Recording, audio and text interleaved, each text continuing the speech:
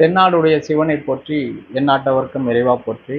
ஐந்து கரத்தனை ஆணை முகத்தினை இந்தின் இளம்பெறை போலும் ஏற்றினை நந்தி மகந்தனை ஞான கொழுந்தனை புந்தியில் வைத்து அடி போற்றுகின்றேனே. இப்போ இன்னைக்கு நாம் பார்க்குறது எந்த ராசியை பற்றி பார்க்க போகிறோம் அப்படின்னு பார்த்தீங்கன்னா கடகராசி. இந்த கடகராசி என்பது என்ன அப்படின்னு பார்த்தீங்கன்னா சரமண்டலத்தில் உள்ள இரண்டாவது சரராசி. இதை பொதுவாக அர்த்த காம மோட்சம், தர்ம திரிகோணம், அர்த்த திரிகோணம், காம திரிகோணம், மோட்ச திரிகோணம் அப்படிங்கிற இது மோட்ச திரிகோணம் அப்படின்னு சொல்லப்படுகிறது. அப்போ ஒரு சரமண்டலத்தில் 2 சர வீடுகள் உள்ளது. அப்போ மேஷம் ஒரு சர வீடு, கடகம் ஒரு சர வீடு. ஆனால் மேஷம் பார்த்தீங்கன்னா அறம் சார்ந்த விஷயங்கள் சொல்லக்கூடியது, கடகம் பார்த்தீங்கன்னா மோட்சம் சார்ந்த விஷயங்கள் சொல்லக்கூடியது. அப்போ மோட்சம் அப்படின்னா என்னன்னா நிறைவு அப்படின்னு அர்த்தம். இப்போ வாழ்க்கையில் எல்லாமே அறமாக இருந்தோம், அறமாக வாழ்ந்தோம், அறமாக சொத்து அதாவது ஸ்திரமாக இருந்து எல்லாத்துக்கும் ஒரே மாதிரி இருந்து ஸ்திரமாக இருந்து பொருள் சம்பாதிச்சோம், சந்தோஷத்தை அனுபவித்தோம். அந்த சந்தோஷத்தை நினைச்சு எல்லா வாழ்க்கையிலையும் நம்ம வாழ்ந்திருக்கோம் அப்படிங்கிற மாதிரி ஒரு இறுதி நிலையை சொல்லக்கூடிய ஒரு அம்சமாக சொல்லக்கூடியது தான் அந்த கடகராசி. கடகராசி அப்படின்னு பார்த்தீங்கன்னா வேகமாக ஓடக்கூடிய நீர். அப்போ ஆற்று நீர் என்பது வேகமாக ஓடக்கூடியது. அப்போ காலம் என்பது வேகமாக ஓடிக்கொண்டிருக்கக்கூடிய ஒரு நிலைப்பாட்டை கொண்டிருக்கிறது. அங்கே என்ன அப்படின்னா மேஷம் அப்படின்னு என்ன அப்படின்னா அது மலை மேலே இருந்து ஒரு பாறையோ ஒரு கல்லையோ நம்ம உருட்டி விட்டோம்னா எந்த அளவுக்கு நமக்கு மேலிருந்து கீழே வருமோ அதே மாதிரி ஒரு சமதள பரப்பில் ஒரு நீர் வேகமாக ஓடக்கூடியது. அப்போ காலம் என்னன்னா ரொம்ப வேகமாக ஓடக்கூடியது. ரெண்டாவது இன்னொன்று பார்த்தீங்கன்னா இந்த நீரை நம்ம நேராக பயன்படுத்த முடியுமா? சரராசியில் என்னன்னா ஒரு விஷயத்தை நேராக பயன்படுத்த முடியாது. இந்த நீரை நம்ம என்ன பண்ணலாம், ஒரு மிகப்பெரிய ஒரு அணை கட்டி அந்த அணையினுள்ள கொஞ்சம் கொஞ்சமாக நீரை எடுத்து நாம் பயன்படுத்தலாம். அதே மாதிரி மேசமண்டலம், மேசம் அப்படிங்கிறது என்னென்னா அங்கே பாறை இருக்குது, அங்கே நிறையா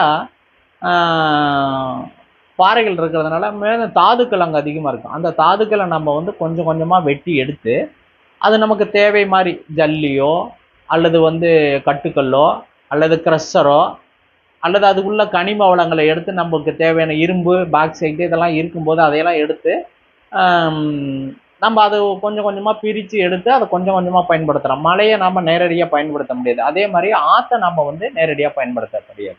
அப்போ இந்த சரமண்டலத்தில் உள்ளது எல்லாமே நம்மளுடைய நேரடிக்கு வாய்ப்பு உழைப்புக்கு பயன் தராது அப்படின்னு நம்ம கருத்தில் வச்சுக்கலாம். ஏன் அப்படின்னா இப்போ ஒரு பெரிய நிலப்பகுதி இருக்குதுன்னா அந்த நிலப்பகுதியில் ஆடு மாடு மேய்க்கலாம் அல்லது செடி கொடி இதெல்லாம் வச்சு காய்கறிகள் உற்பத்தி பண்ணி அதன் மூலயமா நாம் பலன் பெறலாம். இப்போ காத்து ராசி அப்படிங்கிற மிதுனத்தில் பார்த்தீங்க அப்படின்னா அது சந்தோஷத்தை குறிக்கக்கூடியது. ஒருவர் மட்டுமே சந்தோஷத்தை அனுபவிக்க முடியாது, இன்னொருத்தர் வேணும் சந்தோஷத்தை அனுபவிக்கிறது, அதுதான் சந்தோஷம். தனி மனித சந்தோஷம் என்னைக்குமே சந்தோஷம் கிடையாது. அந்த மாதிரி மிதுன ராசி 2 பேர் சேர்ந்தாதான் ஒரு சந்தோஷத்தை அனுபவிக்க முடியும். அதில் லாப லட்ட கணக்கெல்லாம் இருக்காது மிதுனம். இப்போ கடகம் அப்படின்னு பார்த்தீங்கன்னா இந்த நிலைப்பாட்டு எல்லாமே நிலைத்து நின்று பார்த்து வாழ்க்கையில் சந்தோஷம் துக்கம் என்ன அப்படின்னு பார்க்கறது தான் மோட்சம். இப்போ நிறைவு அப்படிங்கிற ஒரு தன்மையை குறிக்கக்கூடியது கடகராசி. அப்போ அதனுடைய சிம்பிள் அப்படின்னு என்னன்னு பார்த்தீங்கன்னா உருவ அமைப்பு பார்த்தீங்கன்னா அங்கே ஒரு நண்டினுடைய அமைப்பு, அது பல கால்களை கொண்டது. நண்டு பல கால்களை கொண்டது இல்லையா? அப்போ அந்த நீர் இடமெல்லாம் எப்படி இருக்கும், வாழ்வாதாரம் நல்லா இருக்கு. என்ன ஆற்று பாசனம் உள்ளது அப்படின்னு வச்சுக்காங்களேன். இப்போ அந்த இடம் பார்த்தீங்கன்னா மஞ்சள், கரும்பு, நெல், வாழை, இந்த மாதிரி நெடுநாள் பாக்கு, இதெல்லாம் நெடுநாள் வாழக்கூடிய பணப்பயிர் அப்படின்னு சொல்லுவாங்க. அப்போ கடகராசியில் ஒருத்தர் இருந்தாங்கன்னா பொருளாதாரத்தை பற்றி நம்ம செல்லக்கூடிய ஒரு அமைப்பு, அவங்களுக்கு பொருளாதாரம் நல்லா இருக்கிறதுக்கான வாய்ப்பு உண்டு. ரெண்டாவது கடகராசியில் என்னென்ன நட்சத்திரம் இருக்குது அப்படின்னு பார்த்தீங்கன்னா புனர்பூசம், பூசம், ஆயில்யம், இந்த நட்சத்திரங்கள்லாம் இருக்குது. புனர்பூசம் அப்படின்னா நீண்ட தூரம் நெடுந்தூரம் பயணிக்கக்கூடியது, அயனம் அப்படின்னு சொல்லலாம். பூசம் அப்படின்னு என்னென்னா மற்றவங்களை கவரக்கூடிய ஒரு அமைப்பு பூசம். அப்போ ஒரு கவர்ச்சிக்கு என்ன நட்சத்திரம் அப்படின்னு பார்த்தீங்கன்னா பூச நட்சத்திரத்தை நம்ம சொல்லலாம். அடுத்தது ஆயில்ய நட்சத்திரம் அப்படின்னு பார்த்தீங்கன்னா ஆயில்யம் அப்படின்னு என்னென்னா ருசியை சொல்லக்கூடிய ஒன்று. நல்ல வந்து ஒரு விஷயத்தை புரிந்து தெரிந்து அதை மற்றவங்களுக்கு ரொம்ப ஈஸியாக சொல்லக்கூடியது ஆயில்ய நட்சத்திரம். அப்போ பாடம் எடுப்பதற்கு ரொம்ப சிறப்பான நட்சத்திரம் ஆயில்ய நட்சத்திரம். ஏன்னா ஆயில்ய நட்சத்திரத்தினுடைய சிம்பல் அப்படின்னு பார்த்தீங்கன்னாவே நாகம் அப்படின்னு சொல்கிறாங்க. அப்போ பாம்பு படம் எடுக்கும், அதே சமயத்தில் ஆயில்ய நட்சத்திரத்துக்காரங்க பாடமும் நல்லா எடுப்பாங்க அப்படிங்கிறத சொல்லலாம். அப்போ இந்த இந்த இந்த ராசிக்கு என்ன அப்படின்னா, எல்லா விதத்திலையும் ஒரு நல்ல ஒரு எண்ணத்தையும் சிந்தனையும் செயல்பாடுகளையும் கொண்டவங்க அப்படின்னு சொல்லலாம். ரெண்டாவது இன்னொன்று என்ன அப்படின்னா, ஆயில்ய நட்சத்திரத்தை பொறுத்த வரைக்கும் என்னென்னா, சமையல் கலையை சொல்ல போனால் ஒரு அருமையான ஒரு நட்சத்திரம் ஆயில்ய நட்சத்திரம். நம்ம பூச நட்சத்திரம் அப்படின்னு பார்த்தீங்கன்னா ஒரு வசியம் பண்ணக்கூடியது அப்படின்னு சொல்கிறோம். அப்போ ஒரு ஒரு அரசியல்லையோ அல்லது ஏதாவது ஒரு தொழில் செய்யலாம், ஒரு தொழில் ரீதியிலோ 10 பேர்த்த சந்திக்கக்கூடிய ஒரு அமைப்பில் இருக்கும்போது அவங்களுக்கு என்ன ஒரு வசீகரத்தன்மை இருந்ததுன்னா தான், அந்த அட்ராக்டிவ் பவர் இருந்ததுன்னா தான், அந்த மேக்னட்டிக் பவர் ஃபீல்டு இருந்ததுன்னா தான் அவங்க வந்து வாழ்க்கையில் ஜெயிக்க முடியும். அது பணம் காசு பொருள் எத்தனை பேர் நிறையா இருக்கலாம், ஆனால் எதுவுமே இல்லாமல் தன்னுடைய வாய் சாமர்த்தியத்தில் தன்னுடைய பேச்சாலேயே வந்து மக்களினுடைய மனதை கட்டி போடக்கூடிய அன்பர்கள் நிறையா பேச்சாளர்கள் இருக்கிறாங்க. அரசியல்லையும் இருக்கிறாங்களா, ஆன்மீகத்தில் இருக்காங்க, இலக்கியத்திலும் இருக்காங்க.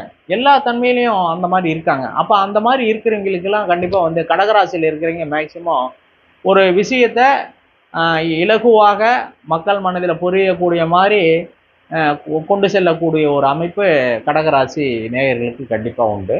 ரெண்டாவது இவங்களுக்கு வந்து பலசரக்கு சம்பந்தமான தொழில்கள் அமையறதுக்கு வாய்ப்பு. அப்போ மளிகை கடை பல, அதாவது இப்போ ஒரு ஏஜென்சி வச்சுருக்காங்கன்னு வச்சுக்காங்க, அவங்க வந்து என்னென்னா நிறைய கம்பெனிக்கிட்ட இருந்து நிறைய விதமான பொருளை ஒரு இடத்துல வந்து குமிச்சு வச்சுட்டு அதுக்கப்புறமா வந்து செப்பரேட்டாக தனித்தனியாக கடைகளுக்கு கொண்டு போய் ஒரு விற்கிற ஒரு ஏஜென்சி அமைப்பு இருக்குது இல்லையா. இப்போ இந்த ஏஜென்சி அமைப்புலாம் இந்த கடகராசிக்கு ரொம்ப சிறப்பாக வரும். ரெண்டாவது மக்கள் கூட்டங்களை ஒன்று சேர்த்துறது அப்படிங்கிறது என்ன அப்படின்னா கடகராசிக்கு ஒரு அருமையான ஒரு அமைப்பு. கூட்டங்களை ஒன்று சேர்த்துதல் கடகராசிக்கு உள்ள சிறப்பு.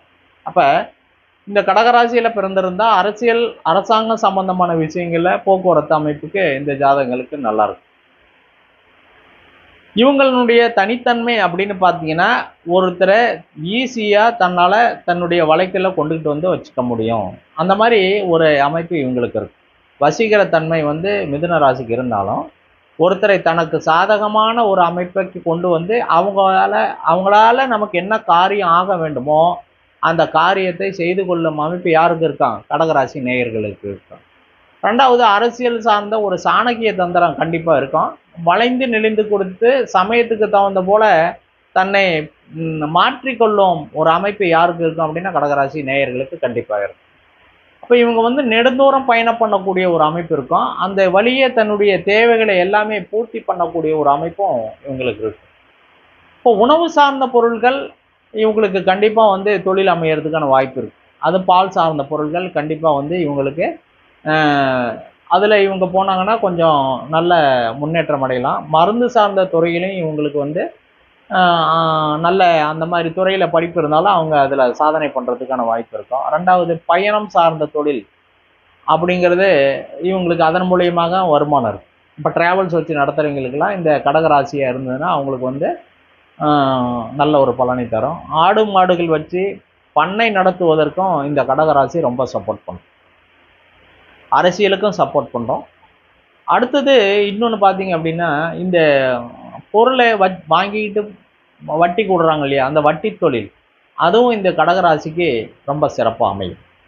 அடுத்தபடியாக நம்ம பார்த்தோம் அப்படின்னா கடகராசி நேயர்களுக்கு வந்து அந்த எல்லாமே வந்து நல்ல நட்சத்திரங்களாக இருந்த போதிலும் கூட இவங்க கணவன் மனைவிடையே சில கருத்து வேறுபாடுகள் அப்பப்போ வரும்.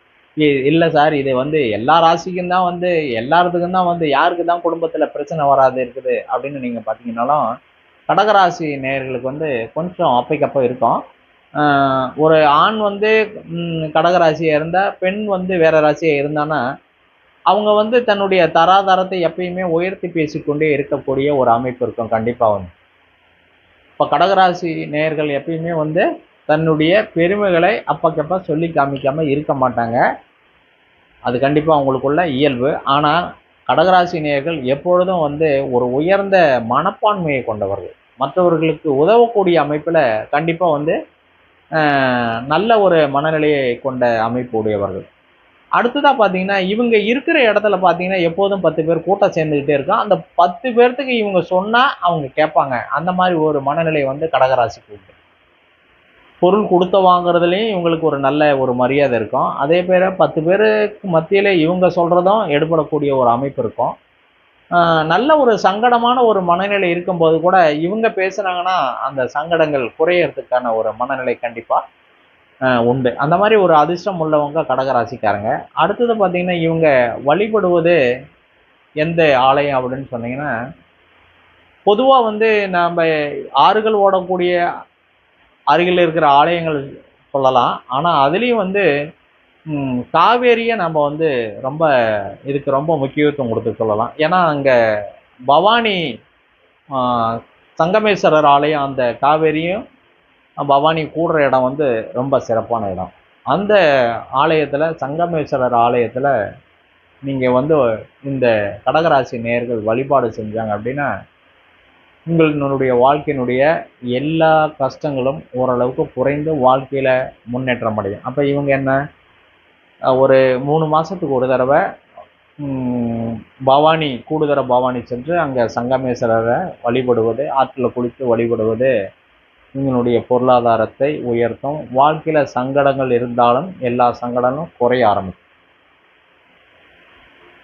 அதனால் கடகராசி நேயர்கள் வந்து இந்த ஆலயத்தை பலமாக பிடித்து கொள்ளலாம். ரெண்டாவது இன்னொன்று பார்த்தீங்கன்னா, இவங்க கண்டிப்பாக வந்து தன்னுடைய மூதாதையர்களுக்கு ஒரு மரியாதை கொடுக்கணும் முதல்ல. அப்போ இவங்க என்ன பண்ணலாம், திதி கொடுக்கறது ஒன்று. ரெண்டாவது தன்னுடைய குலதெய்வம் அப்படிங்கிறத வீட்டில் அடிக்கடி இவங்க வந்து இவங்களுடைய முன்னோர்கள் யாராச்சும் வந்து ரொம்ப இந்த குலத்துக்காக ரொம்ப சேவை செஞ்சுருப்பாங்க. அந்த மாதிரி இருக்கவங்க வீட்டு தெய்வங்களை வந்து கும்பிடுவதன் மூலயமா இந்த கடகராசி நேயர்களுக்கு பொருளாதாரம் மிக மிக அதிக அளவில் உயரத்துக்கான வாய்ப்பு உண்டு. அப்போ இவங்க என்ன பண்ணணும், வருஷத்துக்கு 2 தடவை வீட்டு தெய்வங்களை கண்டிப்பாக கும்பிடணும். அதை வீட்டு தெய்வங்களை கும்பிட்றதுக்குன்னு ஒரு முறை இருக்குது.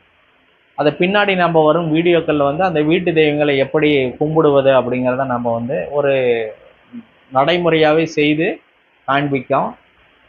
அது அடுத்தடுத்த வீடியோக்களில் கண்டிப்பாக அது வரும். அதனால் நீங்கள் வந்து அந்த வீட்டு தெய்வத்தை வந்து அந்த முறையில் நீங்கள் கும்பிட்டு வந்துக்கிட்டே இருந்தீங்கன்னா உங்களுடைய வாழ்வினுடைய பொருளாதாரம் ரொம்ப உயரும் என்று கூறி மீண்டும் நாம் அடுத்த பதிவில் சந்திப்போம்.